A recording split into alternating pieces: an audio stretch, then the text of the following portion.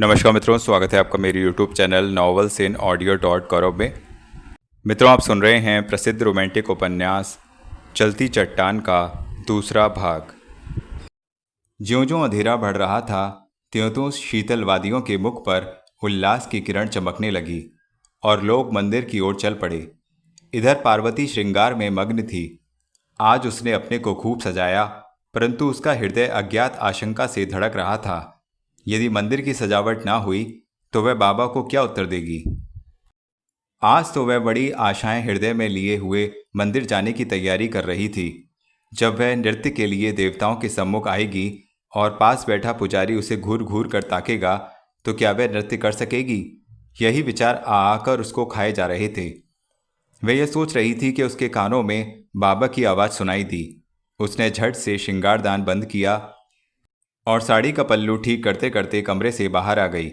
बाबा उसे सजा धजा देख मुस्कुरा पड़े। पार्वती ने लज्जा के मारे मुंह फेर लिया। बाबा रह न सके, तुरंत ही उसे प्रेमपूर्वक गले से लगा लिया। उनके नेत्रों में ममता के आंसू उमड़ आए। वे उसे देख ऐसे प्रसन्न हो रहे थे जैसे माली अपने बढ़ते हुए पौधों को देख प्रसन्न हो उठता है। पार्वती ने पास खड़े रामू से दुशाला ले बाबा को उड़ा दिया। एक हाथ में फूलों की टोकरी और दूसरे में पूजा की थाली ले बाबा के साथ मंदिर की ओर बढ़ती गई। रामू भी उसके पीछे पीछे हो लिया। बाबा व रामू दोनों प्रसन्नचित्त दिखाई दे रहे थे और पार्वती के मुख पर उदासी और घबराहट थी। जो ही वे आबादी से निकलकर मंदिर की ओर बढ़ने लगे, पार्वती के मुख पर उदासी की रेखाएं प्रसन्नता में बदल गईं। मंदिर की दीवार तथा चबूतरे प्रकाश से जगमगा रहे थे। ऐसा लग रहा था मानो संसार भर का प्रकाश किसी ने इन पहाड़ियों में एकत्रित कर दिया हो। मंदिर में मनुष्यों का कोलाहल सुनाई पड़ रहा था। ज्यों-ज्यों मंदिर करीब आ रहा था, पार्वती के दिल की धड़कन बढ़ती जा रही थी। वह समझ नहीं पा रही थी कि यह क्या हो रहा था उसे। वह मंदिर में शीघ्र पहुंचने के लिए बेचैन हो उठी। न जाने आज उसकी आंखें क्या देखने वाली हैं। थोड़ी देर में तीनों मंदिर आ पहुंचे। बड़े द्वार पर लोगों की काफ़ी भीड़ थी। पार्वती ने बाबा का हाथ थामा और उन सीढ़ियों की ओर ले गई जहां से वह प्रतिदिन मंदिर जाती थी। यह मार्ग आम लोगों के लिए न था। केवल पुजारी तथा नदी को जाने वाले लोग ही इधर से आते जाते थे। इन सीढ़ियों पर भी दिए जल रहे थे। राजन ने शायद इस विचार से जला रखे थे कि यह वह रास्ता है जहां दोनों का प्रथम मिलन हुआ था। जब तीनों सीढ़ियों के करीब पहुंचे तो पार्वती रुक गई। सीढ़ियों पर फूलों की कलियां बिछी हुई थी। पार्वती ने एक जलता दिया उठाया और अपनी पूजा की थाली के अन्य दिए जला दिए और थाली उठाकर मंदिर की सीढ़ियों पर चढ़ने लगी। उसके कोमल गुलाबी तलवे उन फूलों की कलियों पर पड़ रहे थे जो राजन ने उसकी राह में बिछा रखी थीं। वह अपनी दुनिया में खो गई। उसे कोई ध्यान न रहा कि उसके बाबा भी उसके साथ साथ आ रहे हैं। बाबा भी मौन थे। वे सोचने लगे, पार्वती शायद देवताओं की दुनिया में खो गई है। परंतु पार्वती के दिल में तो आज दूसरी ही धुन थी। पहले जब वे सीढ़ियों पर चढ़ती तो उसे यूँ लगता था जैसे देवता उसे अपनी ओर खींच रहे हों, परंतु आज उसे सिवा राजन के किसी दूसरे का ध्यान न था। इन सीढ़ियों पर बिछी एक एक कली आज उसे राजन की याद दिला रही थी। जब वह बरामदे में पहुंची तो प्रसन्नता से फूली न समाई, कारण मंदिर की सजावट में कोई कसर न छोड़ी गई थी। शीतलवादी की हवा भी फूलों की महक से भर उठी। मंदिर प्रकाश से जगमगा रहा था। अचानक पार्वती के विचारों का तांता किसी आवाज ने तोड़ दिया। वे उसके बाबा थे जो पुजारी तथा कंपनी के मैनेजर से बातों में संलग्न थे। मैनेजर ने शायद आज पहली बार पार्वती को देखा था। यह मेरी पार्वती है, बाबा ने मुस्कुराते हुए मैनेजर से, जो अब तक पार्वती को टकटकी बांधे देख रहा था, कहा। मैनेजर ने हाथ जोड़कर उसे नमस्ते की, परंतु उत्तर में पार्वती घबरा सी गई। उसके हाथ रुके हुए थे। तुरंत ही उसने फूलों की टोकरी बाबा को और थाली रामू के हाथों में देते हुए अपने हाथ उठाए और मुस्कुराते हुए नमस्ते का उत्तर दिया। यह सब कुछ इस तरह से हुआ कि तीनों जोर से हंस पड़े। पार्वती लाज के मारे गुलाबी ओढ़नी और पूजा की सामग्री लेती हुई मंदिर की ओर जाने लगी। उसके कानों में पुजारी के शब्द पड़े। वह मैनेजर और बाबा से कह रहा था, आज यह सब कुछ जो आप देख रहे हैं पार्वती की कृपा से हुआ। सुनकर पार्वती के मन में गुदगुदी सी उठी और उसने मंदिर में प्रवेश किया। घंटियां बड़े जोरों से बज रही थीं। उसने मंदिर के अंदर वाले कमरे में जाकर पूजा की सामग्री एक ओर रख दी। फिर अलमारी से घुंघरू निकाल पैरों में बांध लिए और गीत की धुन को मुंह से गुनगुनाने लगी, जिस पर उसे नृत्य करना था। वह उठी और किवाड़ के पीछे से मंदिर में बैठे लोगों को झांकने लगी। उसकी आंखें केवल राजन को देखना चाहती थीं, परंतु वह कहीं भी दिखाई नहीं दिया। मैनेजर उसके बाबा भी एक और बैठे पूजा की प्रतीक्षा कर रहे थे। जब कहीं भी राजन न दिखाई पड़ा तो पार्वती उदास सी हो गई। आखिर वह इतनी सजावट के बाद चला क्यों गया? वह तो कहता था कि नृत्य मैं अवश्य देखूंगा। पार्वती को किसी के आने की आहट सुनाई दी। उसने पलटकर देखा, पुजारी सामने खड़ा था, जो उसे देखते ही बोला, क्यों पार्वती, क्या देर है? पूजा का समय तो हो गया। ओह, तो मैं अभी आई। पार्वती उत्तर देते हुए पूजा की थाली की ओर बढ़ी। जाते जाते रुक गई और पुजारी से कहने लगी, जानते हैं जिसने ये सारी सजावट की है वह कहाँ है? तुम्हारा मतलब राजन से? वह तो चला गया। क्यों? मैं क्या जानूं?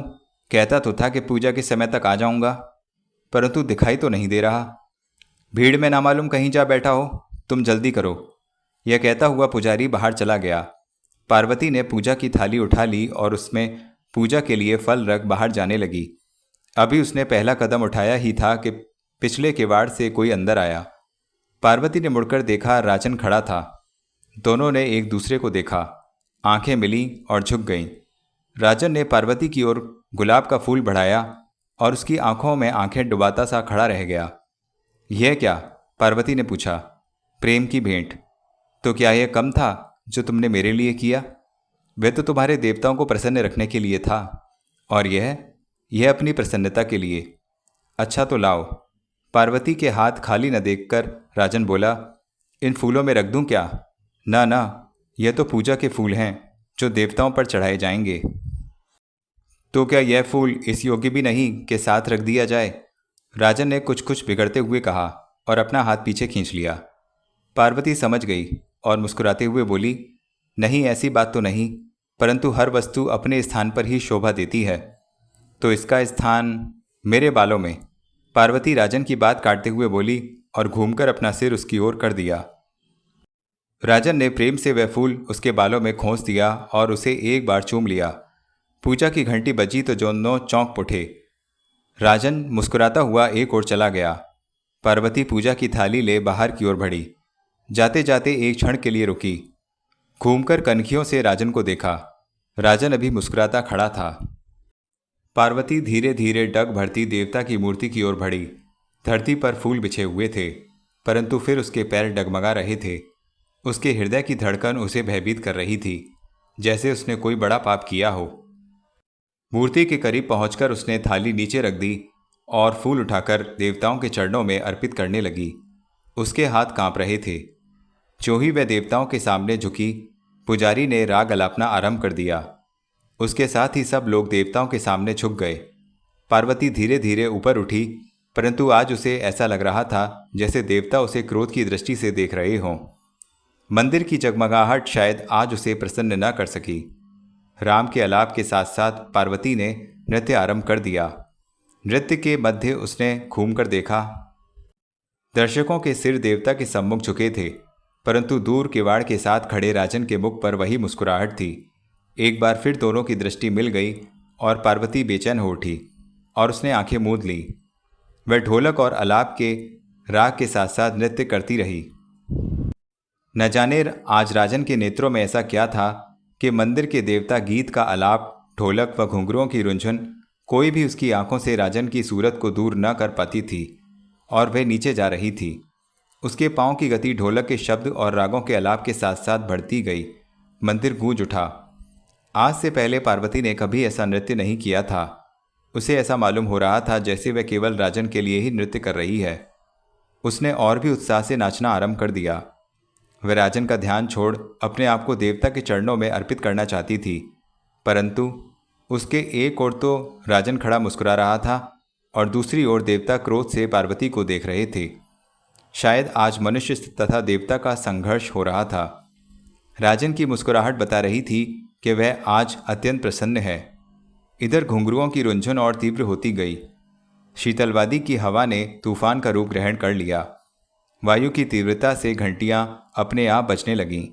फूलों की कलियां देवता के चरणों में से उड़कर किवाड़ की ओर जाने लगीं। कलियों ने उड़कर जब राजन के कदम चूमे तो वह समझा सफलता मेरे चरण चूम रही है। पुजारी ने राग का आलाप समाप्त कर दिया, परंतु पार्वती की पायल की झंकार अभी तक उठ रही थी। सब लोग सिर उठा झंकार को सुनने लगे। सबकी दृष्टि पार्वती के कदमों के साथ नाच रही थी। बाबा और पुजारी असमंजस में पड़े हुए थे कि आज पार्वती को क्या हो गया। मंदिर की दीवारों पर जलते हुए चिराग रिमझिम कर रहे थे। पायल की बढ़ती हुई झंकार उसके लिए एक तूफान साबित हुई। लोगों के हृदय कांप उठे। वायु ने भी जोर पकड़ा। बाबा अपना स्थान छोड़ पार्वती की ओर बढ़े और पार्वती को देखा तो ऐसा लगता था कि नाच नाच कर चूर हो चुकी है। शरीर पसीने से तर था, फिर भी वह धुन में नाचे जा रही थी। अपने आप में इतना खो चुकी थी कि बाबा की पुकार भी ना सुनाई पड़ी। बाबा ने 2 बार करीब से पुकारा। अंत में नाचते नाचते वह देव मूर्ति के चरणों में गिर गई। बाबा पुकार उठे, पार्वती, और उसके साथ ही पुजारी, बाबा, मैनेजर आदि उसकी ओर बढ़े, परंतु राजन अब भी दूर खड़ा मुस्कुरा रहा था। राजन ने एक दृष्टि मंदिर की ऊंची दीवारों पर डाली और मंदिर से बाहर चला गया। बाहर तूफान भयानक था। बादल आकाश में छा गए थे। राजन धीरे धीरे उस तूफान में मंदिर की सीढ़ियां उतर रहा था। उसे लग रहा था जैसे उसके अंदर बैठा कोई कह रहा है, आज इंसान ने देवता पर विजय पाई है। इंसान हुआ है विजयी और देवता हुआ है पराजित। प्रतिदिन की तरह राजन आज भी अपने कार्य में संलग्न था। छुट्टी होने में अभी 2 घंटे शेष थे। आज 4 रोज से उसका मन किसी काम में नहीं लग रहा था। इसका कारण वह मकान था जो मैनेजर ने राजन को कृपा रूप में दिलाया था और राजन को लाचार हो पार्वती का साथ छोड़ना पड़ा था। एक न एक दिन तो उसे छोड़ना ही था। यह सोच सोचकर वह मन को धीरज देता था और काम में जुट जाता था।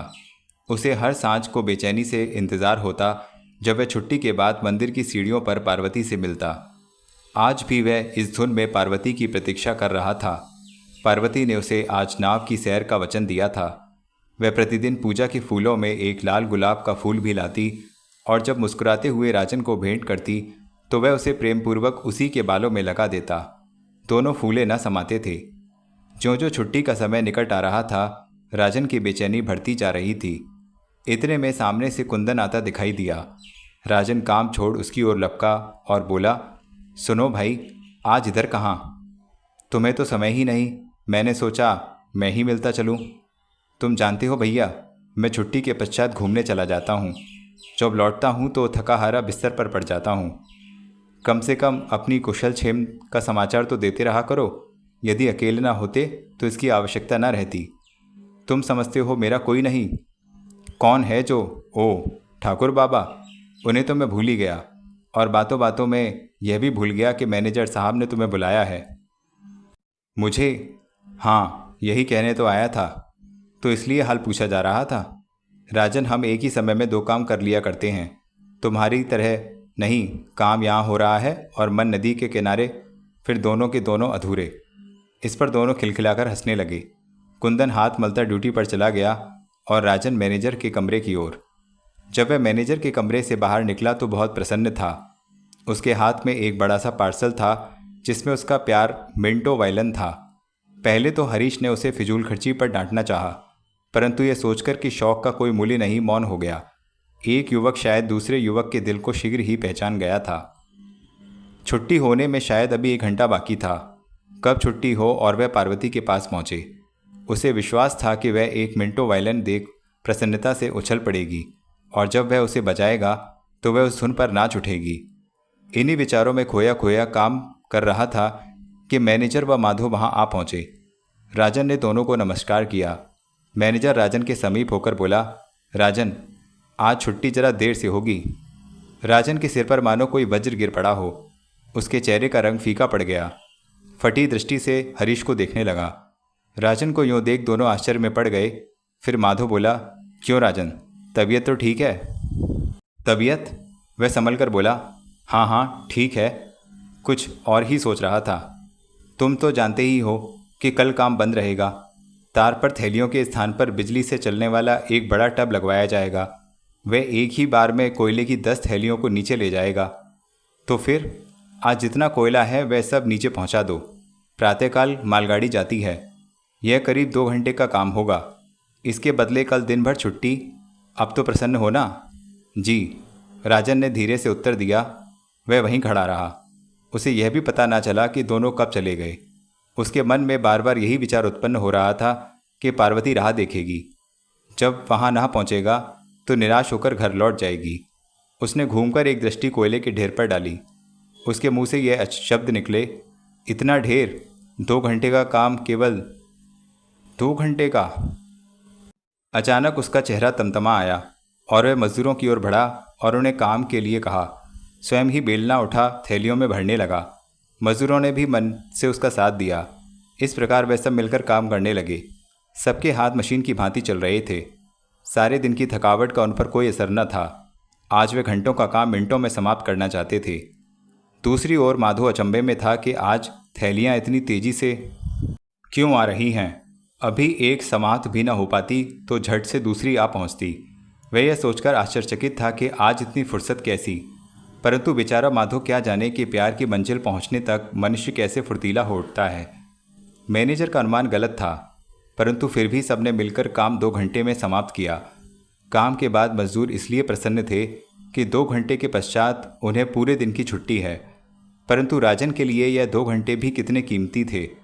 उसने काम की समाप्ति पर अपने कपड़ों को झाड़ा और रजिस्टर उठा स्टेशन की ओर देखा। सूरज डूब चुका था। अभी उसे हिसाब मिलाने भी जाना था। नीचे जाने को भी समय चाहिए। पहले तो उसने सोचा न जाऊं, परंतु फिर अपनी जिम्मेदारी का ध्यान आते ही ऐसा ना कर सका। आखिर उसने जाने का निश्चय कर ही डाला। अचानक उसे कुछ सूझा और वह रुक गया। पार्सल एक मजदूर को देते हुए बोला, इसे जरा मेरे घर छोड़ देना। राजन ने दोनों हाथों से तार के साथ लटके कड़े को मजबूती से पकड़ लिया। सब मजदूर आश्चर्य में थे कि उसे क्या सूझी। राजन थोड़ी देर में थैली की तरह नीचे जाने लगा। 1-2 मजदूर उसे रोकने को भागे भी, परंतु वह हवा के समान निकल गया। नीचे गहरी और पथरीली घाटियां देख उसे घबराहट हुई और उसने अपनी आंखें मूंद ली। जब उसने आंखें खोली तो अपने आप को एक रेल के डिब्बे में पाया। शरीर दर्द के मारे चकनाचूर हो रहा था। राजन ने हाथ में पकड़ा रजिस्टर माधो की ओर बढ़ाया, जो उसकी मूर्खता पर हंस रहा था। हिसाब मिलाने के बाद राजन सीधा मंदिर की ओर चल दिया। अंधेरा हो चुका था, परंतु उसे आशा थी कि शायद पार्वती उसकी प्रतीक्षा कर रही होगी। परंतु जब वह वहां पहुंचा तो उसे निराशा होना पड़ा। उसने चारों ओर देखा, पार्वती वहां नहीं थी। यह सोच कि शायद मंदिर में हो, वह मंदिर चला गया। जब वह सीढ़ियां चढ़ने लगा तो उसके पश्चात अकस्मात सामने कुछ देखकर उसके कदम रुक गए। सीढ़ियों पर लाल गुलाब की पंखुड़ियां बिखरी हुई थीं और किसी ने लंबी प्रतीक्षा के बाद क्रोध में तोड़कर वहां फेंक दी थीं। राजन धरती की ओर झुका और प्रेम पूर्वक बिखरी कलियां चुनने लगा। बटोरकर घर की ओर चल पड़ा। असफलता की चोट से आहत था। सारी रात वह सो न सका। ज्यों ही सोने की कोशिश करता उसे पार्वती का ध्यान आ जाता। ना जाने वह क्या सोचेगी। उसे रह रहकर मैनेजर पर क्रोध आ रहा था। उसके साथी आनंद से सो रहे थे। शायद उन्हें अगले दिन की छुट्टी की प्रसन्नता थी, परंतु राजन की आंखों में नींद कहाँ। जब आधी रात तक वह सो ना सका तो बिस्तर को छोड़ उसने कलकत्ता से आया पार्सल खोला। थोड़ी देर बाद एक चमकदार मिंटो वायलिन बाहर निकालकर तार ठीक करने लगा। तार तो ठीक हुए, पर मन में भारी व्यथा और आवेग वायलिन के खिंचे तारों में फूट उठे। सारी रात वह वायलिन बजाता रहा। प्रातःकाल उसे काम पर तो जाना नहीं था। वह स्नान आदि के पश्चात शीघ्र ही बाबा के घर जा पहुंचा। पार्वती बरामदे में खड़ी बाबा से बातें कर रही थी। उसे देखते ही मुंह फेरकर अंदर चली गई। बाबा नमस्कार का उत्तर देते हुए बोले, राजन, तुम तो यहाँ का रास्ता ही भूल गए। नहीं बाबा, समय ही नहीं मिला। अब समय क्यों मिलने लगा? नया मकान कैसा है? बस सिर छुपाने को काफ़ी है। अपनी कहिए, तबीयत कैसी है? हमारी चिंता ना किया करो बेटा। जैसे पहली थी वैसे अब भी है। पार्वती की तो सुध लो। क्यों, उसे क्या हुआ? राजन ने घबराते हुए पूछा। होना क्या है, जब से तुम गए हो उदास रहती है। तुम थे तो बातों में समय कट जाता था। अब सारा दिन बैठे करे भी क्या? ओह, परंतु गई कहाँ? अभी तो शायद अंदर गई है। राजन ने 1-2 बार इधर उधर घूमकर देखा और फिर कमरे की ओर बढ़ा। पार्वती अंदर पलंग पर बैठी शून्य दृष्टि से द्वार की ओर देख रही थी। राजन को देखते ही उसने मुंह फेर लिया। राजन समझ गया कि पार्वती नाराज़ है, परंतु वह उसे समझाएगा। उसकी विवशता सुनकर वह रूठेगी, वह फिर उसे मनाएगा। बोला, अकेली बैठी क्या कर रही हो? नाव की सैर, वाह खूब। मुझे मालूम ना था कि तुम हवा में भी नाव चला लेती हो, और मुझे भी क्या पता था कि तुम झूठे भी हो। राजन मुस्कुराता हुआ उसके पास जा खड़ा हुआ और हाथ से उसकी ठोड़ी अपनी ओर फेरते हुए बोला, पार्वती, मैंने आज जाना कि क्रोध के आवेश में तुम और भी सुंदर दिखाई देती हो। पार्वती थोड़ा मुस्कुराई, फिर बोली, चलो हटो, बात तो यूं बदलते हो कि कोई कुछ न कह सके। पार्वती, सच मानो कल छुट्टी 2 घंटे देर से हुई। भला वह क्यों? काम अधिक था, नहीं तो क्या, घंटों प्रतीक्षा करनी पड़ी। जो प्रतीक्षा में आनंद है वह मिलन में नहीं है। यह बेतुकी बातें तुम ही जानो। क्यों, आज काम पर नहीं गए? छुट्टी है, काहे की? जब मुझे पता चला कि मेरे ना जाने से तुम नाराज होकर चली गई हो, तो मैंने आज सारा दिन तुम्हारे पास रहने के लिए ही सब कुछ किया। तुमने कैसे जाना कि मैं नाराज होकर चली आई? इसकी साक्षी वह कलियां हैं जो निराशा के आवेग में तुमने मसल दी थी। और राजन ने जेब से मुरझाई हुई गुलाब की कलियां निकाल कर सामने रख दी। पार्वती उनको देखकर बोली, तो तुम मंदिर गए थे, इसी विचार से कि तुम मेरी राह देख रही होगी। ओह सच? और राजन, मुझे भी बाबा का ध्यान ना होता तो शायद सारी रात यूं ही प्रतीक्षा में बिता देती। सच? एक बात कहूँ, मानोगी? क्या? मेरा विचार है कि आज शीतलवादी की घाटियों और आसपास के स्थानों में घूमा जाए। मेरे साथ चलोगी? परंतु बाबा, उन्हें मैं मना लूँगा। यह कहता हुआ राजन बाबा के पास गया। वे अब तक बरामदे में बैठे हुए थे। पार्वती भी धीरे धीरे आने लगी। बाबा राजन को देखते ही बोले, आज काम से छुट्टी ले रखी है क्या? नहीं तो, आज सरकारी छुट्टी है। तो फिर अभी से कहाँ चल दिए? क्यों पार्वती, राजन को क्षमा कर दिया? पार्वती उत्तर में मुस्कुरा दी और बाबा फिर राजन से बोले, बेटा, खाना खाकर चले जाना। आज क्षमा चाहता हूँ बाबा, मुझे बाहर जाना है। कहीं परदेस? परदेस तो नहीं, सोचा आज थोड़ी शीतलवादी की सैर की जाए। सुना है सामने की पहाड़ी में एक बड़े महात्मा का आश्रम है। हाँ राजन, मन तो मेरा भी करता है, परंतु अब इन बूढ़ी हड्डियों में वैसी शक्ति नहीं रही। तो बाबा, मैं चली जाऊं? पार्वती झट से बोल उठी। तुम्हारे बस की बात नहीं, पहाड़ी यात्रा है, राजन ने मुस्कुराते हुए उत्तर दिया। पार्वती को इस उत्तर पर बहुत क्रोध आया। बिगड़ कर बोली, शायद तुम नहीं जानते हो कि मैं इन्हीं पहाड़ियों की गोद में पली हूँ। बाबा दोनों की बातें सुन रहे थे। बोले, झगड़ा काहे का? राजन ठीक कहता है, तुम्हें साथ लिए वह कहाँ जाएगा? जाता ही कौन है? कहकर पार्वती क्रोधित हो अंदर चली गई। बाबा ने राजन से पूछा, क्या अकेले जा रहे हो? जी। तो फिर तुम्हें पार्वती को ले जाने में क्या ऐतराज है?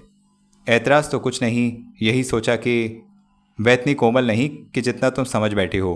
बेटा, उसका है भी कौन जो उसे साथ ले जाए? फिर कोई सखी सहेली भी नहीं जिससे 2 घड़ी हंस खेल ले। जैसी आपकी आज्ञा।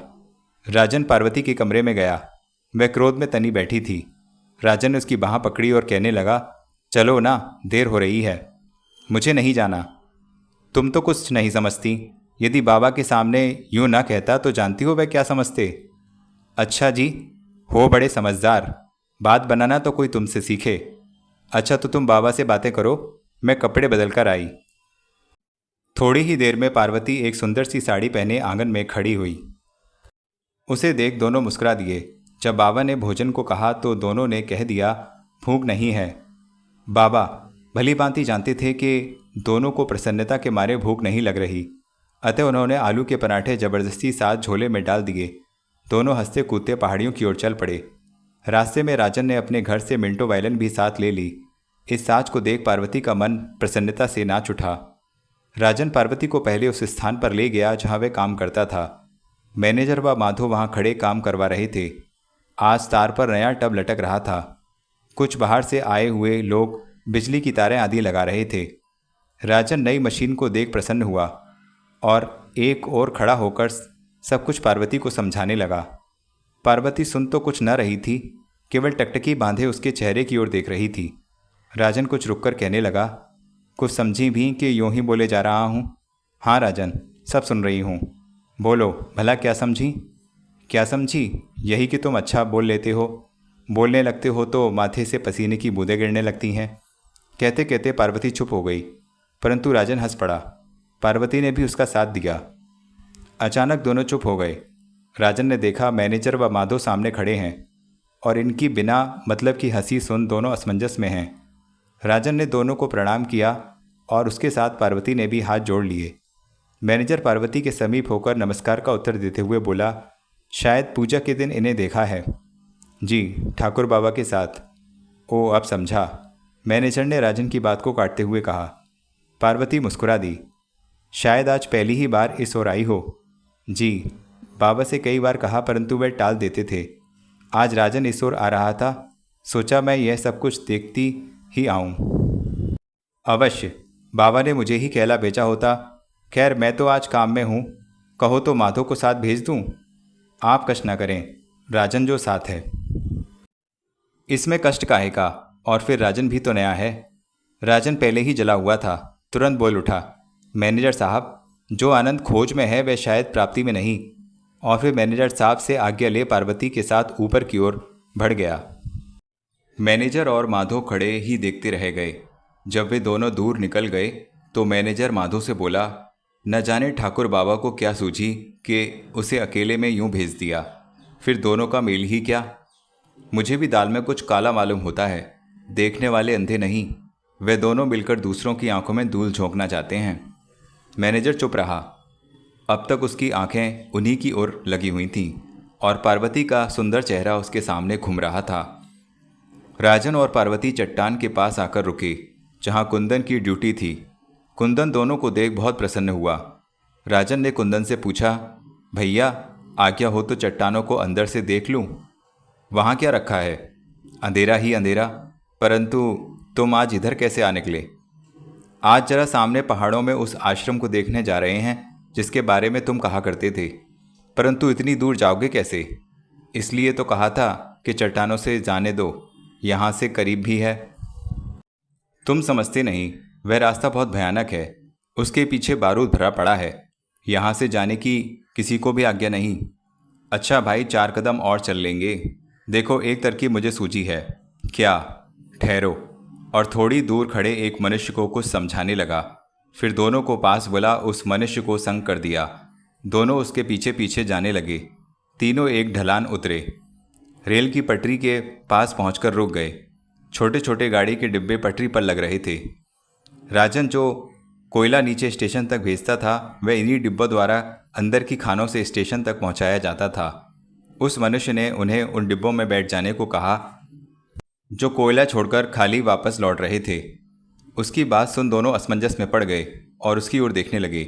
हाँ हाँ, घबराओ नहीं, इस रास्ते से तुम थोड़ी ही देर में पहाड़ी पार कर लोगे।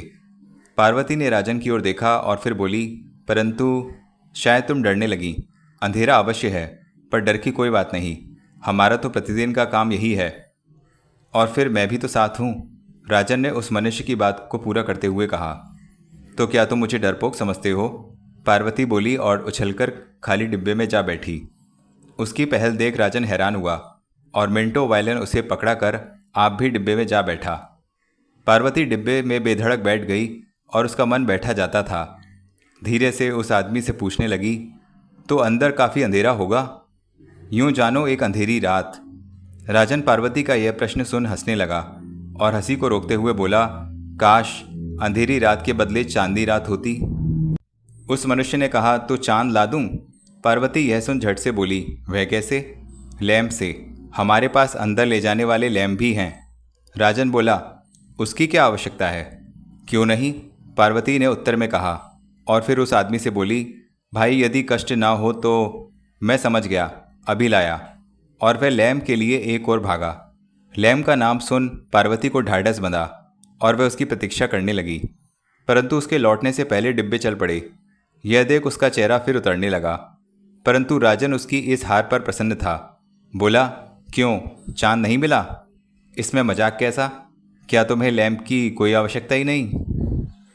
बिल्कुल नहीं, मैं तो उजाले की अपेक्षा अंधेरे को अधिक चाहता हूँ। वह क्यों? इसलिए कि चांद हम दोनों को साथ देकर जलता है और अंधेरा हमें यूँ देखकर अपनी काली चादर में हमें छुपा लेता है ताकि किसी की बुरी दृष्टि हम दोनों पर ना पड़ जाए। फिर भी चांदनी अंधेरे से अच्छी है। सो कैसे? अंधेरे में मनुष्य जलता है, परंतु चांदनी सदा ही शीतलता और चैन पहुंचाती है। जलन मनुष्य को ऊपर उठाने में सहारा देती है, परंतु ठंडक और चैन मनुष्य को कायर बनाते हैं। तो फिर खूब जलो, तुम्हें भी ऊपर उठने का अवसर मिल जाएगा। और तुम, हम कायर या डरपोंक ही भले। डिब्बे अब पूरी रफ्तार पकड़ चुके थे। कटी हुई पहाड़ियों के बीच वे तेजी से जा रहे थे। थोड़ी थोड़ी देर के बाद राजन और पार्वती उछलकर एक दूसरे से टकरा जाते और फिर दृढ़तापूर्वक डिब्बे के किनारों को पकड़ लेते। पार्वती ने थोड़ी दूर पर एक अंधेरी सुरंग को अपनी ओर बढ़ते देखा तो भय के मारे उसका हृदय कांपने लगा। उसने राजन की ओर देखा तो उसके मुख से यह प्रतीत होता था जैसे आने वाली अंधेरी गुफा की उसे कोई चिंता ही नहीं। ज्यों-ज्यों सुरंग समीप आती गई, पार्वती सरककर राजन के पास हो गई। जब गाड़ी ने सुरंग में प्रवेश किया तो चारों ओर अंधेरा छा गया। पार्वती चिल्ला उठी और डर के मारे राजन की गर्दन में दोनों बाहें डालकर उससे जोर से लिपट गई। बंद पहाड़ी में पटरी पर चलते डिब्बों का शोर जोर से गूंज रहा था। राजन ने उसे सीने से लगा लिया। दोनों के श्वास तेजी से चल रहे थे। दोनों चुपचाप थे, परंतु गाड़ी का स्वर दोनों के दिल की धड़कनों से ताल मिला रहा था। जब डिब्बे सुरंग से बाहर निकले तो दोनों चुपचाप एक दूसरे से दूर बैठे हुए थे। राजन के ओठों पर एक शरारत भरी मुस्कुराहट थी, परंतु पार्वती सिर झुकाए बैठी थी। शायद यही प्रकाश उसे खाए जा रहा था और वह यही चाह रही थी कि अंधेरा फिर उसे अपनी काली चादर में छिपा ले। परंतु एक उजाला था जो उसकी दृष्टि को ऊपर उठने ही नहीं दे रहा था। पार्वती के चेहरे को हाथों से राजन ने अपनी ओर किया और कहने लगा, क्यों, चांद मिला? मिला तो? पार्वती ने राजन की ओर देखते हुए कहा और उसकी सजल आंखों में आंसू झलक पड़े। कहाँ था? मेरे पास। पार्वती ने स्नेह भरी दृष्टि से राजन को देखा और उसे खींचकर उसका सिर अपनी गोद में रख लिया। न जाने कितनी देर यौवन फूलों की गोद में सोया रहा। अचानक दोनों चौंक उठे। गाड़ी के डिब्बे रुक गए। यहाँ ही उन डिब्बों की मंजिल का अंत था, परंतु राजन और पार्वती की मंजिल अभी दूर थी। राजन पार्वती के साथ सामने सीमेंट के बने जंगल तक पहुंचा और वहां खड़े मनुष्य को कंपनी का पास दिखाया। पार्वती को देख उसने अधिक पूछताछ करना ठीक न समझा और लिफ्ट में चढ़ने की आज्ञा दे दी। इसी लिफ्ट से मनुष्यों को पहाड़ी की चोटियों तक पहुंचाया और लाया जाता था। बिजली के बटन दबाते ही लिफ्ट गहरी और भयानक घाटियों को पार करने लगी। दोनों सलाखों के कमरे में बंद हवा में उड़ने लगे। थोड़ी देर में इतनी बुलंदी पर पहुंच गए कि सचमुच बादलों के टुकड़ों से खेलने लगे। दोनों ने जीवन में पहली बार अनोखी वस्तु देखी थी, जिसे देख देख कर दोनों के मन प्रसन्नता से भर उठते थे। बादलों की नमी के कारण दोनों के शरीर ठंडे हो रहे थे। राजन ने पार्वती को अपने बाहुपाश में लिया। पार्वती ने अपनी बाहों को उसके गले में डालते हुए कहा, आखिर मुझे लिए कहाँ जा रहे हो? इस संसार से दूर। क्यों? ताकि तुम्हारे देवता तुम्हारा पीछा ना कर सकें। वह तो सब स्थानों में पहुंच सकते हैं और इतनी दूर ले जा सकते हैं जो मनुष्य की शक्ति से बाहर है। हाँ, मनुष्य उतनी दूर लेकर तो नहीं जा सकता, परंतु एक बार हाथ पकड़कर राह भी नहीं छोड़ता। क्या मालूम छोड़ ही दे तो वह मनुष्य न होकर शैतान होता है। राजन ने अपने ओंठ उसके गालों पर रख दिए। पार्वती ने हाथ खींच लिया और पलटकर राजन की ओर एकटक देखने लगी। अचानक एक बादल के टुकड़े ने दोनों को घेर लिया। पार्वती अवसर देख शीघ्रता से नीचे बैठ परे हो गई। राजन धुंध में पार्वती को टटोलने लगा। पार्वती लिफ्ट की सलाखों से लगी जोर जोर से हंस रही थी।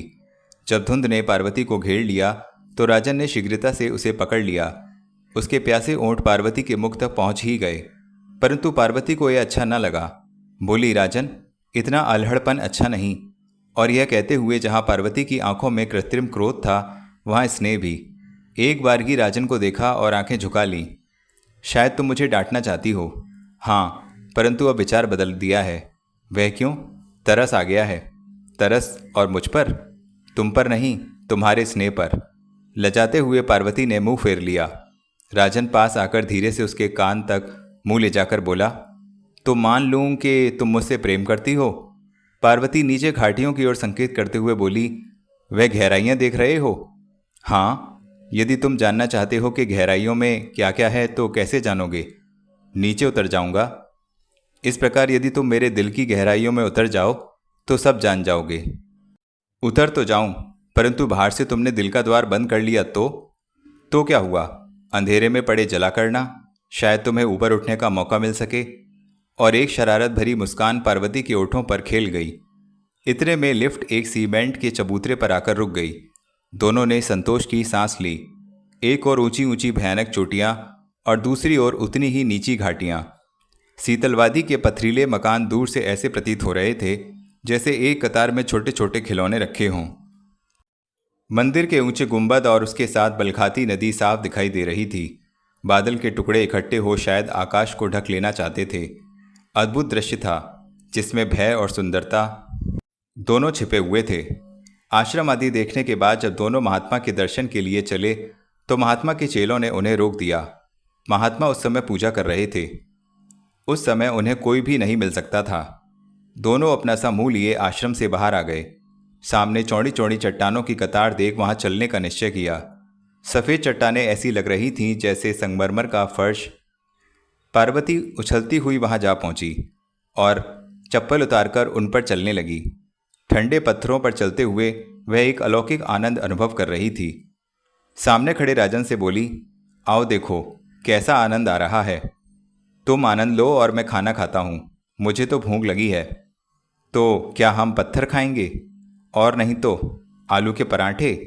पार्वती ये सुनते ही राजन की ओर आई और डिब्बे से निकाले हुए पराठे उसके हाथ से छीन लिए। हाँ, आलू के पराठे। और इतना कह राजन के पास जा बैठी। दोनों मिलकर खाने लगे। भूख तो पहले ही दोनों को खूब लगी थी। फिर पार्वती के हाथ के पराठे राजन उन पर टूट पड़ा। जब वह प्रशंसा करता तो पार्वती मन ही मन मुस्कुराती और उसके चेहरे की ओर मंत्रमुग्ध होकर देखने लगती। जब डिब्बा खाली हो गया तो राजन ने ऊपर देखा तो देखता रह गया। पार्वती भी पहला ही कौर लिए उसकी ओर देख रही थी। राजन बोला, तुमने खा लिया तो समझो मैं भी खा चुकी। नहीं पार्वती, मुझसे भूल हो गई। तुम्हारे हाथ के बने पराठों ने मुझे इतना होश में भी ना रखा कि तुम भूखी हो। सच कहती हूँ, मुझे भूख नहीं है। यह कैसे हो सकता है? तुम मुझसे छिपा रही हो। यदि हो भी तो तुम क्या कर सकते हो? अभी घाटी जाकर तुम्हारे लिए खाना ले आऊं। सच? क्यों नहीं? यदि तुम कहो तो आकाश के तारे भी तोड़ लाऊं। तो एक बात कहूं? क्या? मिंटो वायलिन बजाओ। परंतु साथ में तुम्हें नाचना होगा। इन पहाड़ों पर?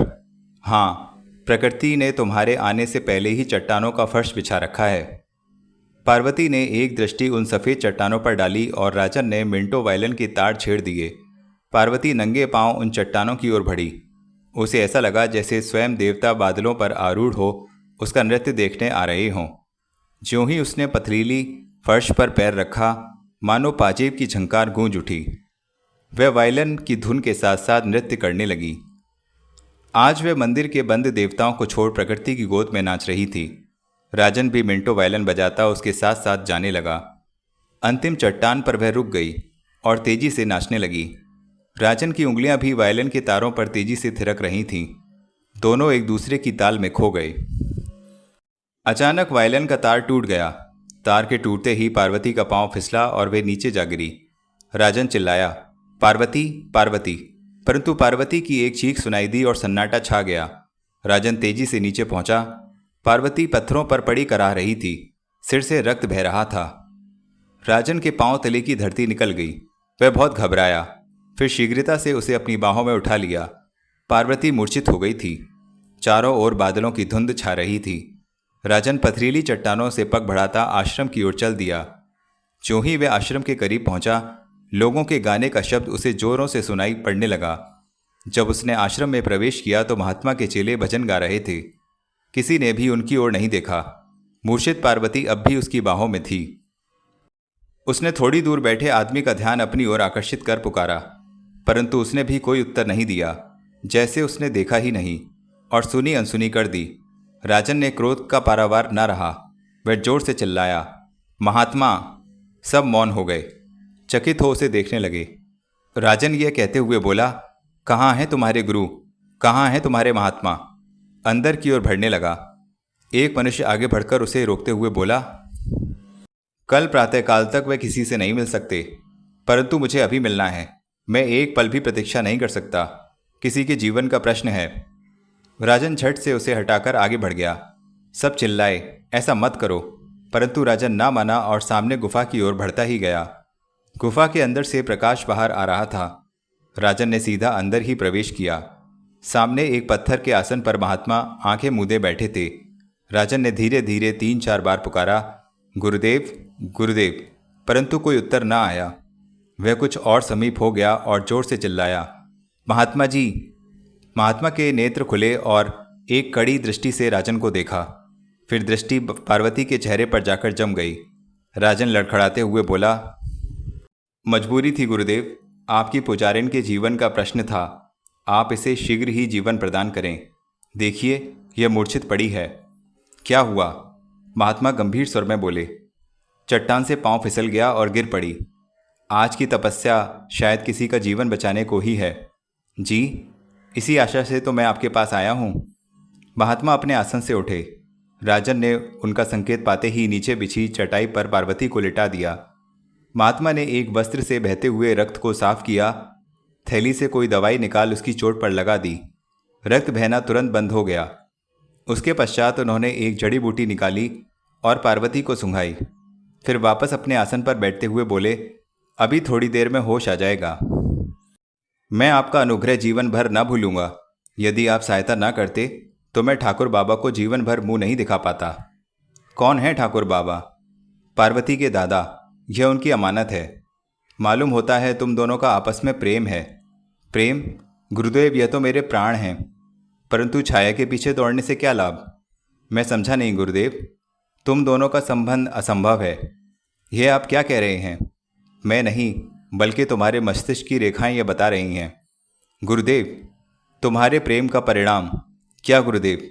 निराशा, जलन और तड़प। तो क्या मेरे प्रेम का यही अंजाम होगा?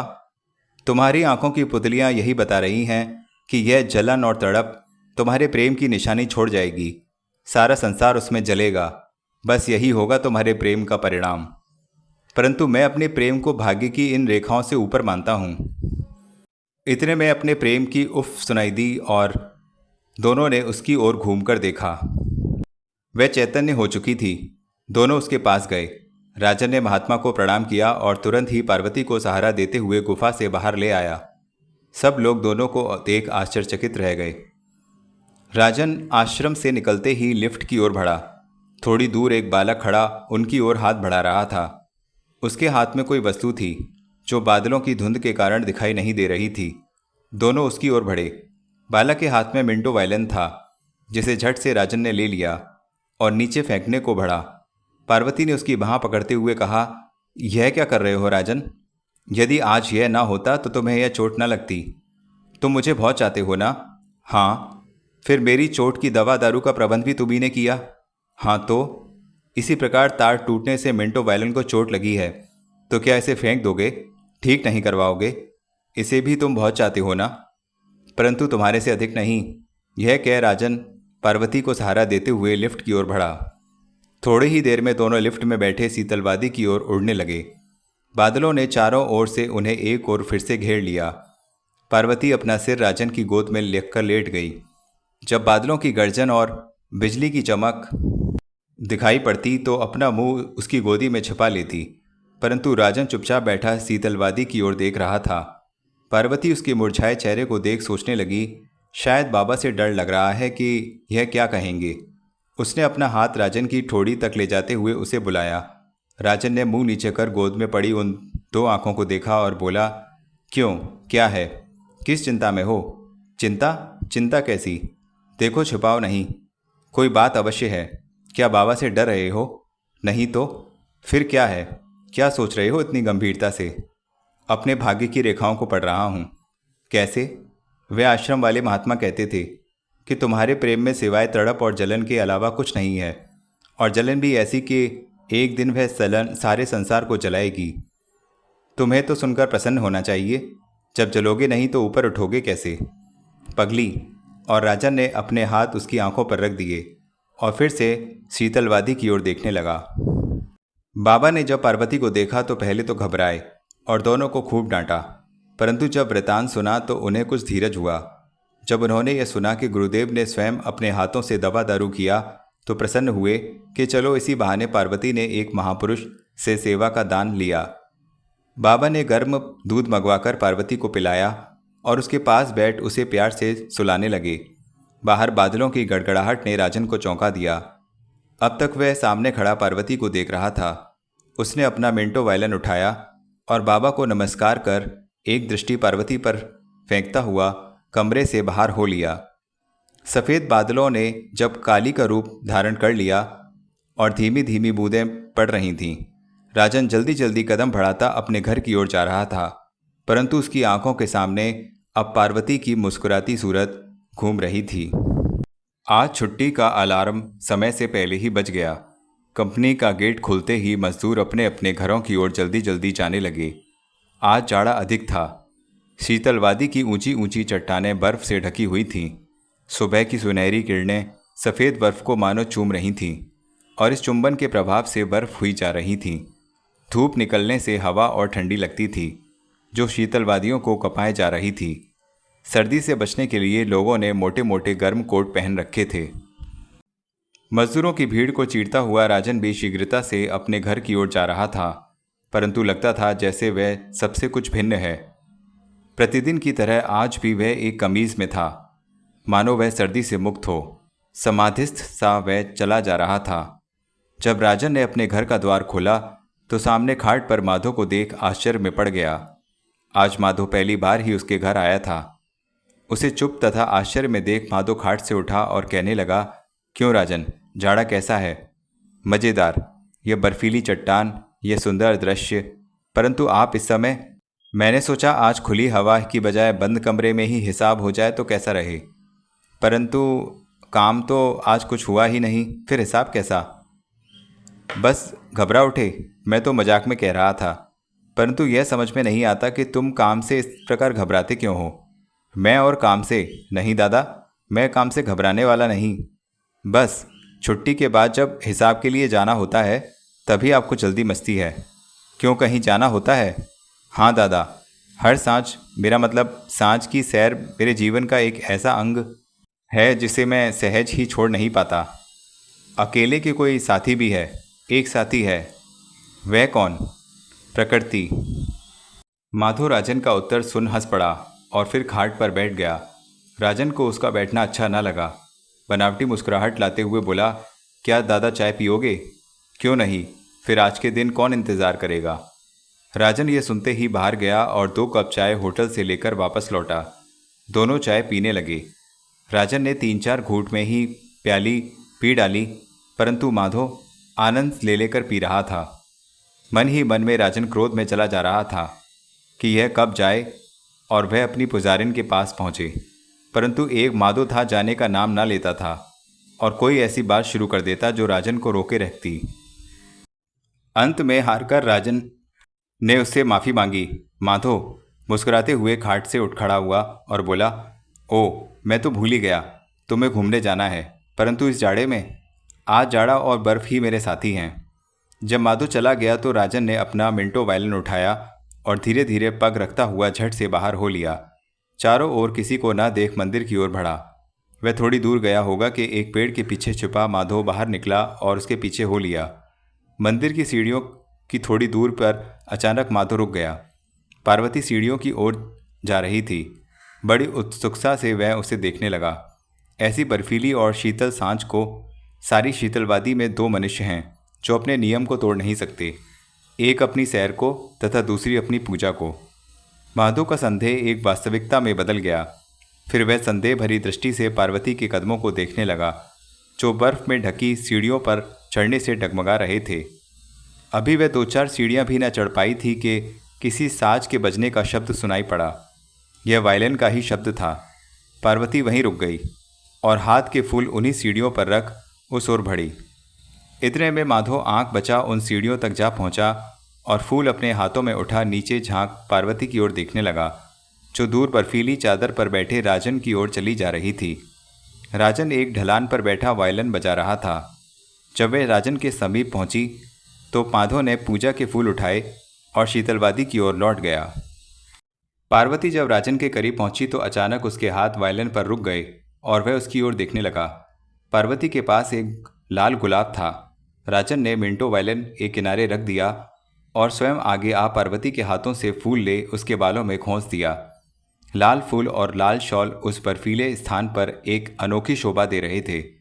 दोनों के गर्म गर्म श्वासों का धुआं हवा में उड़ रहा था, फिर उड़ते उड़ते आपस में मिल गया। दोनों ये देखकर मुस्कुरा उठे और राजन बोला, पार्वती, सुना है जाड़ों में फूल कुम्हला जाते हैं। हाँ तो फिर यह फूल कहाँ से आया? प्रेम के फूल कभी नहीं कुम्हलाते। और फिर यह। पार्वती जोर जोर से हंसने लगी। राजन उसकी यह हरकत देख अचंभे में पड़ गया। थोड़ी देर बाद उसे यूं हंसते देख बोला, इसमें हंसी की क्या बात है? तुम्हारी फूलों की पहचान देख। और फिर वह हंसने लगी। राजन कुछ संदेह में पड़ गया। फिर तुरंत ही वह बालों से उतार उसे देखने लगा। वह कपड़ों का बना हुआ था। वास्तविकता और नकल में कोई अंतर दिख नहीं पड़ता था। जब उसने फूल से दृष्टि उठा पार्वती की ओर देखा तो वह प्रसन्नता के मारे फूली नहीं समा रही थी। राजन ने फूल दोबारा उसके बालों में लगा दिया और आनंद विहल हो पार्वती को अपने गले से लगा लिया। पार्वती की दृष्टि जब राजन के वस्त्रों पर पड़ी तो बोल उठी, यह क्या? क्यों, क्या है? इतना जाड़ा और शरीर पर एक ही उड़ता? यह भी ना हो तो कोई अंतर नहीं पड़ता। यदि तुम्हें कुछ हो गया तो? तुम्हारे होते जाड़ा इतना साहस नहीं कर सकता कि मुझे कोई छू भी ले। तो क्या मैं कंबल हूँ अथवा कोट जो मुझे ओढ़ लोगे? तुम्हें तो देखते ही जाड़ा दूर हो जाता है। यदि ओढ़ लूँ तो शरीर जलने लगे। तो मैं आग हूँ? राजन बर्फीली ढलानों पर बैठ गया और पार्वती का हाथ खींच उसे अपने समीप बिठा लिया। पार्वती शॉल संभालते हुए बोली, कैसी होती है यह मिठास? राजन ने चुंबन के लिए अपने ओंठ बढ़ाए और कहा, ऐसी। परंतु पार्वती ने किनारे से बर्फ उठा उसके मुंह पर रख दी। फिर हंसते हंसते मुंह फेर लिया। राजन ने उसे जोर से खींचा, परंतु बर्फ की ढलान पर फिसल गया। पार्वती भी लड़खड़ाती हुई उसके साथ नीचे की ओर लुढ़क पड़ी। अब राजन जोरों से हंस रहा था और पार्वती डर के मारे चिल्ला रही थी। जब थोड़ी ही देर में दोनों लुढ़कते हुए बर्फ के ढेर पर गिरे और पार्वती ने देखा तो राजन उस पर झुका मुस्कुरा रहा था। किसी की आंखों में कोई उलाहना ना था। उन आंखों में था इसने भरा उल्लास। राजन बर्फ के ढेर से उठा और पार्वती को भी हाथ पकड़कर उठाया। दोनों उसी ढलान पर फिर से चढ़ने लगे। सूर्य अस्ताचल में जा चुका था, परंतु अभी अंधेरा होने में कुछ देर थी। दोनों बिल्कुल चुप थे, बीच बीच में एक दूसरे को देख भर लेते थे। पार्वती ने जब घर के आंगन में पांव रखा तो बाहर कोई न था। जाड़े के कारण सब किवाड़ बंद थे। पार्वती ने बरामदे में पहुंच कमरे का किवाड़ खोला। बाबा जलती अंगीठी के पास बैठे कोई पुस्तक पढ़ रहे थे। उन्होंने ऐनक नाक से हटाई और बोले, क्यों पार्वती, जाड़ा कैसा है? बहुत है बाबा। आज तो मंदिर में भीड़ कम होगी। जी, यही कोई 2-4 इने गिने मनुष्य। बाबा कुछ देर में चुप हो गए। पार्वती शॉल उतार सामने रखने को बढ़ी और अचानक रुक गई। अंगीठी पर फूल पड़े थे और वह पूजा के लिए मंदिर ले गई थी। पार्वती सिर से पांव तक कांप गई। अंगीठी पर फूल पड़े थे जो वह पूजा के लिए मंदिर ले गई थी। पार्वती सिर से पांव तक कांप गई। माधो आया था, शायद उसके हाथ में थे। बाबा ने ऐनक डिब्बे में बंद करते हुए कहा और पार्वती को आग के समीप आने का संकेत किया। पार्वती डरते डरते अंगीठी के करीब आ गई और बाबा की ओर आश्चर्यपूर्वक देखने लगी। बाबा फिर कहने लगे, कल मैनेजर हरीश ने बुलाया है। क्यों? शाम की चाय पर। पहले तो कभी। तुम्हारे पिता के स्थान को संभालने के कारण वह हमारे समीप आने से झिझकता रहा। क्या कोई खास बात है? यूं ही ज़रा 2 घड़ी मिल बैठने को माधो कहता था और तुम्हें साथ लाने की खास ताकीद की है। मुझे? ना बाबा, मेरा वहाँ क्या काम? काम हो ना हो जाना अवश्य है। और फिर आज पहली बार उसने बुलाया है। यदि हम ना गए तो क्या सोचेंगे? परंतु सांझ को मंदिर भी तो जाना है। एक दिन घर के ठाकुरों को ही फूल चढ़ा देना। यह कहकर बाबा कुर्सी से उठकर बाहर जाने लगे। पार्वती चुप बैठी जलती आग के शोलों को देख रही थी।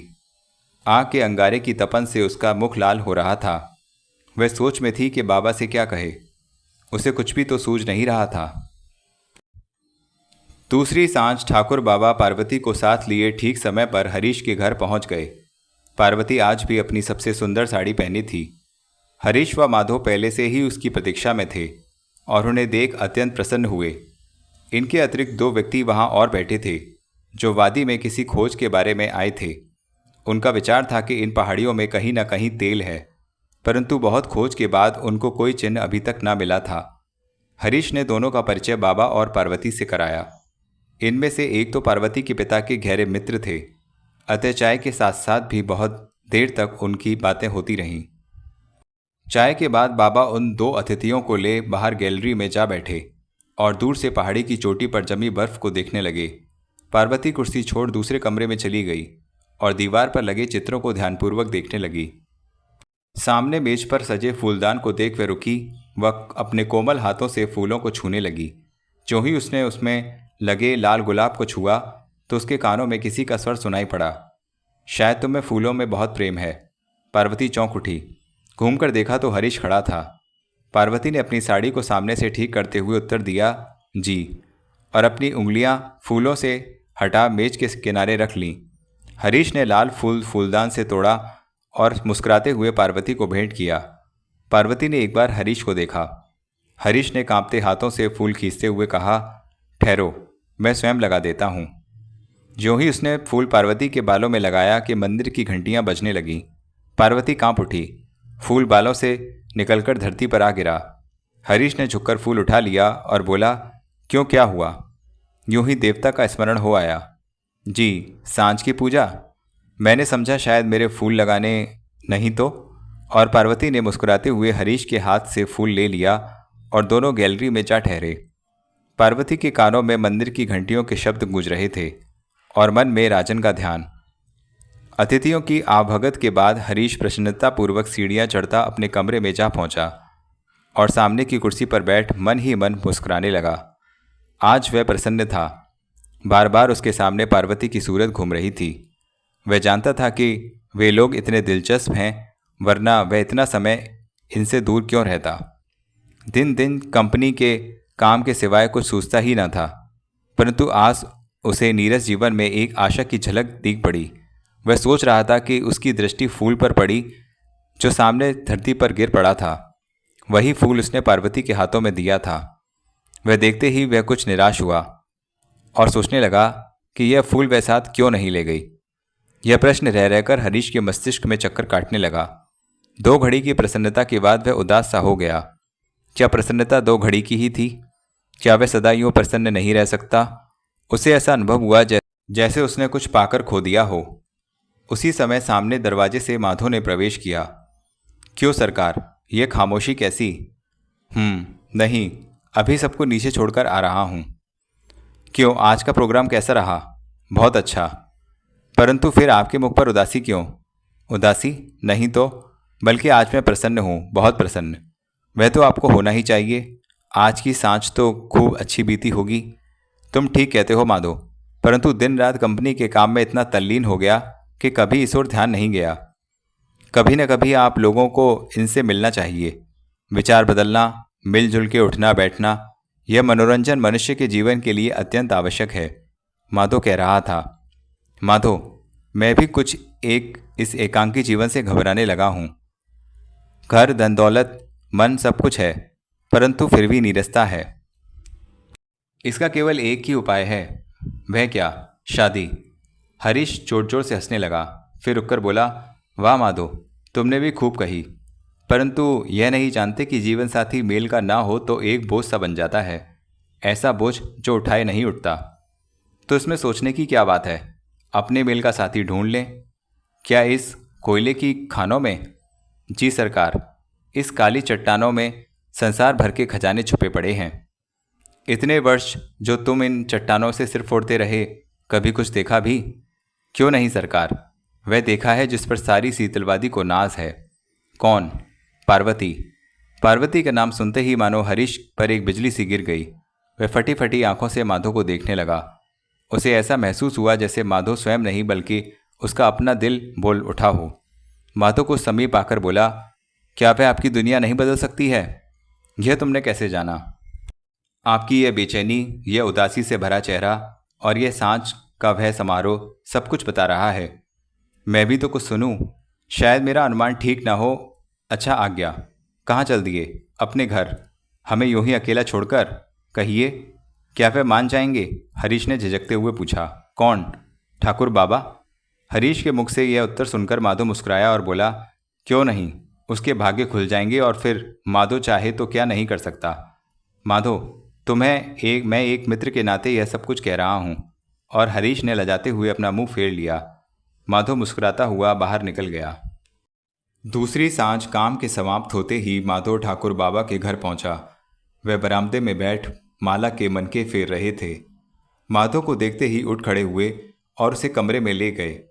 बाहर अभी तक ठंडी हवा चल रही थी। कैसा जाड़ा था उस रोज। कहिए, तबीयत तो अच्छी है? माधो ने कुर्सी पर बैठते हुए कहा। जरा सर्दी के कारण खांसी है। और इसी प्रकार कुछ देर तक दोनों में इधर उधर की बातें होती रहीं। ठाकुर बाबा ने पहले सांझ की चाय और 2 अतिथियों की बहुत प्रशंसा की।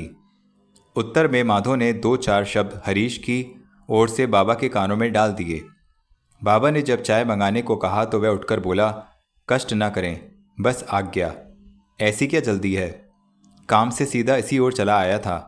जाड़ा अधिक हो रहा है। घर पर जलाने के लिए कोयला भी रास्ते से लेना है। परंतु चाय, यह तो अपना ही घर है, फिर कभी सही। नमस्कार करता हुआ माधो बरामदे से निकल आया। ड्योढ़ी तक छोड़ने के लिए बाबा भी साथ आए।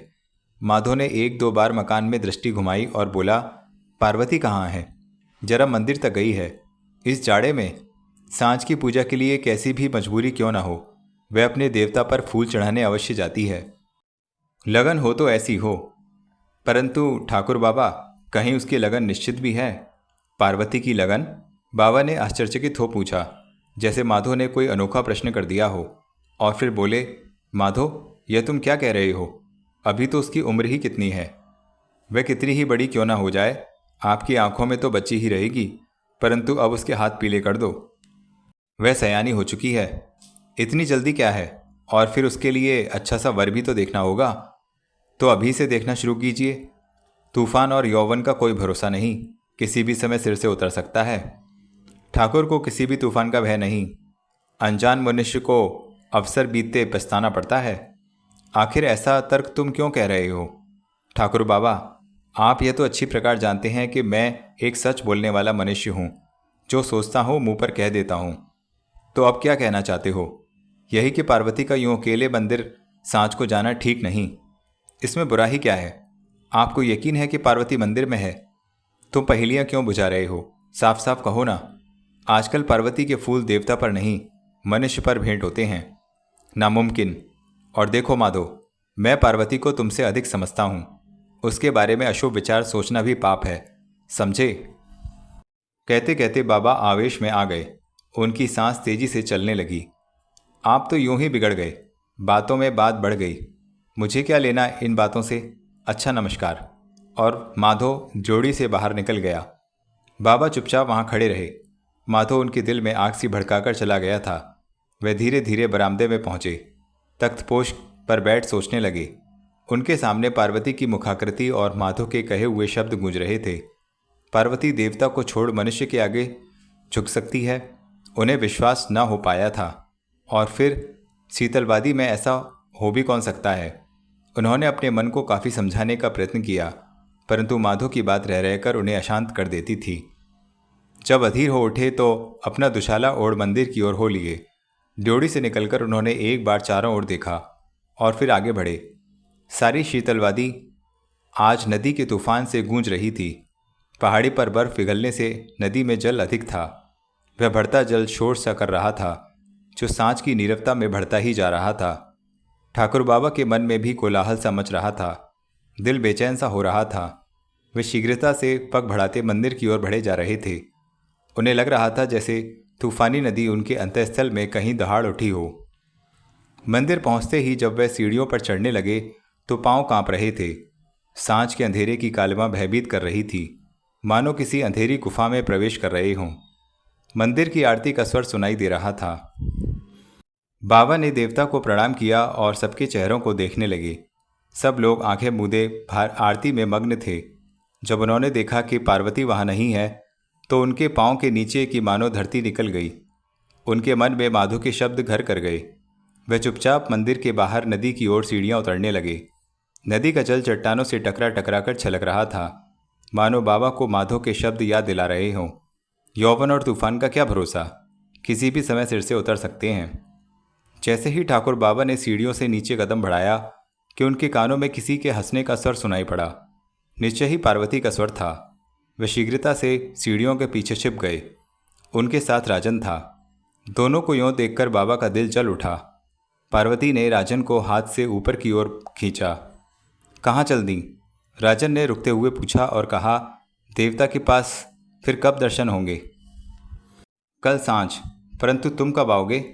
जब तुम बुलाओगी। मुझसे मिलने नहीं, बाबा से मिलने। यूं तो आज भी चलता, परंतु देर हो चुकी है। तो फिर कल। पहले तुम आना, तो फिर देखा जाएगा। पार्वती राजन का हाथ छोड़ सीढ़ियां चढ़ गई। राजन खड़ा उसे देखता रहा। जब वह दृष्टि से ओझल हो गई तो वह नीचे उतरने लगा। बाबा बहुत क्रोधित थे। उनकी पिंडलियां कांप रही थीं। पहले तो उन्होंने सोचा कि राजन को दो चार वहीं सुना दें, परंतु कुछ सोचकर रुक गए। उसके जाने के बाद वे तुरंत ही घर की ओर चल दिए। अंधेरा काफ़ी हो चुका था। बाबा अपने कमरे में चक्कर काट रहे थे। उनका मुख क्रोध से लाल था। उसी समय किसी के पांव की आहट सुनाई दी और साथ ही पार्वती ने कमरे में प्रवेश किया।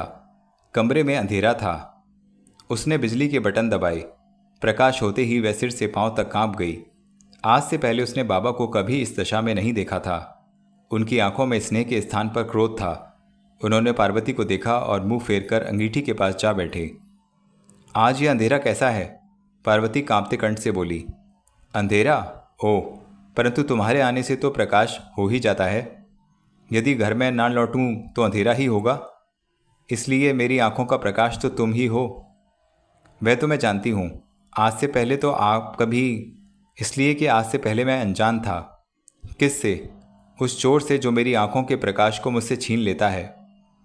यह सब आज आप क्या कह रहे हैं? ठीक ठीक कह रहा हूँ पार्वती। जो ज्योति मैंने अपने हाथों से जलाई है, क्या तुम चाहती हो कि वह सदा के लिए बुझ जाए? कभी नहीं। परंतु मैं समझी नहीं बाबा। मुझे केवल इतना ही कहना है कि कल शाम को पूजा घर पर ही होगी। और यह कहकर वे दूसरे कमरे में चले गए। पार्वती सोच में वहीं पलंग के किनारे बैठ गई। उसकी आंखें पथरा सी गईं। वह बाबा से यह भी ना पूछ सकी कि क्यों, जैसे वह सब समझ गई हो। परंतु यह सब बाबा कैसे जान गए? आज शाम तक तो उनकी बातों में कुछ ऐसा आभास ना होता था। उसके मन में भांति भांति के विचार उत्पन्न हो रहे थे। जब राजन की सूरत उसके सामने आती तो वह घबराने सी लगती और भय से कांप उठती। न जाने वह कितनी देर तक भयभीत और शंकित वहीं बैठी रही। कुछ देर में रामू की आवाज़ ने उसके विचारों का तांता भंग कर दिया। वह उठकर दूसरे कमरे में चली गई। बाबा भोजन के लिए उसकी प्रतीक्षा में थे। दूसरी सांझ पूजा के समय जब मंदिर की घंटियां बजने लगीं तो पार्वती का दिल बैठने लगा। बाबा बाहर बरामदे में बैठे माला जप कर रहे थे और पार्वती अकेले मंदिर की घंटियों का शब्द सुन रही थी। उसके हाथों में लाल गुलाब का फूल था। रह रहकर उसे राजन की याद आ रही थी। सोचती थी शायद राजन मंदिर के आसपास उसकी प्रतीक्षा में चक्कर काट रहा होगा। घंटियों की आवाज़ें, शब्द धीरे धीरे बंद हो गया। चारों ओर अंधेरा छा गया, परंतु पार्वती वहीं लेटी अपने दिल में अपनी उलझनों को सुलझाती रही। प्रातःकाल सूरज की पहली किरण बाबा के आंगन में उतरी तो ड्योढ़ी का दरवाज़ा खुलते ही सबसे पहले राजन ने अंदर प्रवेश किया। बाबा उसे देखते ही जल उठे। बैठने का संकेत करते हुए बोले, कहो, आज प्रातःकाल ही? सोचा कि ठाकुर बाबा के दर्शन कर आऊं। समय मिल ही गया। सुना है आजकल हर सांझ मंदिर में पूजा को जाते हो? जी, शायद पार्वती ने कहा होगा। कुछ भी समझ लो। पार्वती तो ठीक है ना? क्यों, उसे क्या हुआ? मेरा मतलब है कि आज उसे मंदिर में नहीं देखा। हाँ, उसने मंदिर जाना छोड़ दिया है। वह क्यों? राजन ने अचंभे से पूछा। इसलिए कि उन सीढ़ियों पर पार्वती के पग डगमगाने लगे हैं। तो क्या वह मंदिर न जाएगी? कभी नहीं। थोड़ी देर रुककर बाबा बोले, राजन, तुम ही सोचो। अब वह सयानी हो चुकी है और मेरी सबसे कीमती पूंजी है। उसकी देखभाल करना तो मेरा कर्तव्य है। ठीक है, परंतु आज से पहले तो कभी आपने, इसलिए कि आज से पहले मंदिर में लुटेरे न थे। बाबा का संकेत राजन समझ गया। क्रोध से मन ही मन जलने लगा, परंतु अपने को क्रोध से बाहर न होने दिया। उसका शरीर इस जाड़े में भी पसीने से तर हो गया था। वह मूर्तिवत बैठा रहा। बाबा उसकी मुख की आकृति को बदलते देखने लगे। क्यों, ये खामोशी कैसी? बाबा बोले, खामोशी नहीं तो। और कुर्सी छोड़ राजन उठ खड़ा हुआ। पार्वती से नहीं मिलोगे क्या? देर हो रही है, फिर कभी आऊँगा। इतना कह शीघ्रता से ड्योढ़ी की ओर बढ़ने लगा। बाबा ने उसे गंभीर दृष्टि से देखा और फिर आंखें मूंदकर माला जपने लगे। पार्वती, जो दरवाजे में खड़ी दोनों की बातें सुन रही थी, झट से बाबा के पास आकर बोली, बाबा। बाबा ने आंखें खोली। माला पर चलते हाथ रुक गए। सामने पार्वती खड़ी उनके चेहरे की ओर देख रही थी। नेत्रों से आंसू झलक रहे थे। बाबा का दिल स्नेह से उमड़ आया। वह प्रेम पूर्वक उसे गले लगा लेना चाहते थे, परंतु उन्होंने अपने को रोका और सोच से काम लेना उचित समझा। कहीं प्रेम अपना कर्तव्य न भुला दे। पार्वती फिर कहने लगी, बाबा, यह सब राजन से क्यों कहा आपने? वह मन में क्या सोचेगा? जो इस समय तुम सोच रही हो। आखिर मेरा भी तुम पर कोई अधिकार है? बिना आपके मेरा है ही कौन? फिर जो आपने कहना था वह मुझसे कह दिया होता। किसी दूसरे के मन को दुखाने से क्या लाभ? दूसरे ने तो मेरी इज्जत पर वार करने का प्रयत्न किया है। नहीं बाबा, वह ऐसा नहीं। किसी ने आपको संदेह में डाला है। मैं समझता हूँ। मुझे अधिक मेलजोल पसंद नहीं। पार्वती ने आगे कोई बात नहीं की और निराश अपने कमरे में लौट गई। वह समझ न पाई कि आखिर किसने कहा, और कहा भी तो क्या कहा। दिन भर उसे राजन की याद सताती रही। वह मन में क्या सोचता होगा। वह किसी आशा से सुबह ही घर में आया था और चला भी चुपचाप गया। क्यों ना मिल सकी वह उसे, परंतु कोई उपाय भी तो न सूझता था। सांझ होते ही उसने बाबा के मंदिर जाने को पूछा, परंतु वह ना माने और प्यार से समझाने लगे। पार्वती ने बाबा की सब बातें सुनी, पर जो ही उसे राजन का ध्यान आता, उसका ध्यान विचलित होने लगता। 2 दिन बीत गए, परंतु पार्वती न सो सकी और ना ही भर पेट भोजन कर पाई। इस बीच में ना ही राजन आया और ना ही कोई समाचार मिला। 3 दिन बाद उसकी आंखें झपक गईं। उसने स्वप्न में राजन को रोते कराहते देखा। भय से वह उठ खड़ी हुई। उसके मुंह से कोई शब्द नहीं निकल रहा था। उसे ऐसे सुनाई पड़ा जैसे कोई पुकार रहा हो। वह और भी घबराई। भयभीत सी अंधेरे की ओर इधर उधर देखने लगी। बाहर की खिड़की खुली थी। उसे लगा मानो लोहे की सलाखों से कोई इधर उधर झांक रहा है। वही पुकार सुनाई दी। आवाज़ कुछ पहचानी हुई मालूम हुई। पार्वती ने ध्यान से देखा। अरे, यह तो राजन है। राजन को कुछ धीरज हुआ। वह बिस्तर से उठ दबे पांव खिड़की की ओर बढ़ी। डर के मारे उसका सांस अब तक फूल रहा था। राजन, तुम इतनी रात गए? पार्वती ने धीमे स्वर में पूछा। क्या करूं, मन को बहुत समझाया।